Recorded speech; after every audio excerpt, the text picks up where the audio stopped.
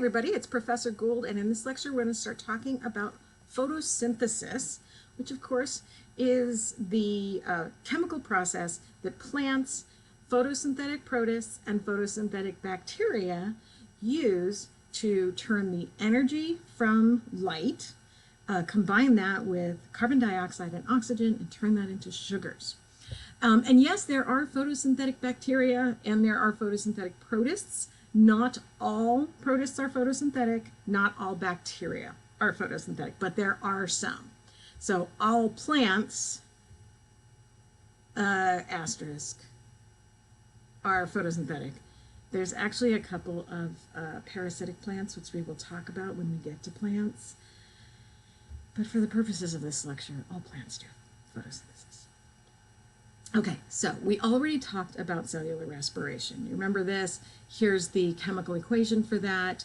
Glucose, which is C6H12O6, plus oxygen gas, 6 molecules of oxygen gas, goes through a bunch of chemical reactions and produces 6 molecules of carbon dioxide, 6 molecules of water, and a bunch of ATP. Remember, we get up to 36 ATPs out of that process. Photosynthesis is the same process, but backwards. So the the products of this reaction are the reactants for the photosynthesis reaction. So we start off with carbon dioxide and water, 6 carbon dioxide, 6 water. Combine that with energy, in this case, the energy from light, go through a bunch of chemical reactions, and produce glucose and oxygen gas. So notice that these work together. The products of one become the reactants of the other. The reactants of one become the products of the other. Kind of a cool system. And I'm really salty that humans don't get to do don't get to do photosynthesis. But if everybody did photosynthesis, the Earth would just be overrun with oxygen gas. So we're doing a service by using up some of that oxygen. Anyway. So in this lecture, we're gonna focus on the way photosynthesis is done in plants. And in order to do that, we need to first talk about the structures in plants that do photosynthesis. And of course, those are cells, the chloroplasts in the cells inside the plant. But first, let's look at the structure of a leaf and how that aids in photosynthesis. So here's a leaf and here's a little inset showing, zoomed in on this. And you can see that there are these special cells in the leaf of a plant that can open and close this little opening. That opening is called a stoma. Stomata is plural. So stoma is literally mouth. And so this little mouth can open and close on the leaf and allow carbon dioxide in and oxygen out. So the leaves of plants actually do breathe by letting gases in and out, which is kind of creepy if you think about it. Also, the idea that there are these little mouths, it's super creepy, but there we go. All right, so most plants have most of the stomata on the bottom of the leaf because the top of the leaf is going to be more exposed to the sun and to drying out. And so by allowing these to enter and leave through the bottom, they're less likely to dehydrate the leaf. Kind of cool. All right, so inside the leaf, we have these photosynthetic cells, and that's what these are. And these are cells that have tons and tons of chloroplasts in them.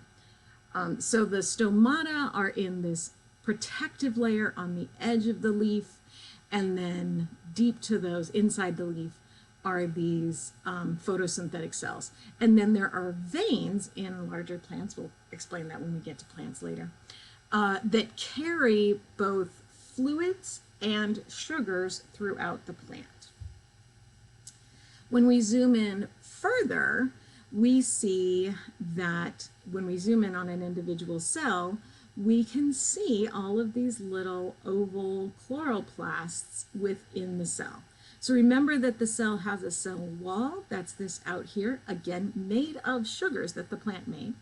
And then the chloroplast is this little organelle inside the cell that is going to actually do photosynthesis. And they're green because they have a lot of pigment, which is called chlorophyll. That chlorophyll looks green, so that's why plants look green. When we zoom in even further, we can look inside the chloroplast and see the little structures inside the chloroplast. This is an electron micrograph of a chloroplast, so this is like, I don't know, 10,000 times magnification. But we can see there are these little stacks of membranes.